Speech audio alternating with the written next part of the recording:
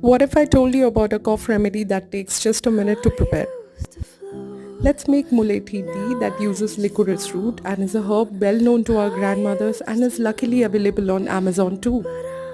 All you have to do is just crush a little bit of root into some powder. Yeah, like this. Now in a vessel, add the powdered Mulethi, add a cup of water, bring it to a good simmer and strain it warm.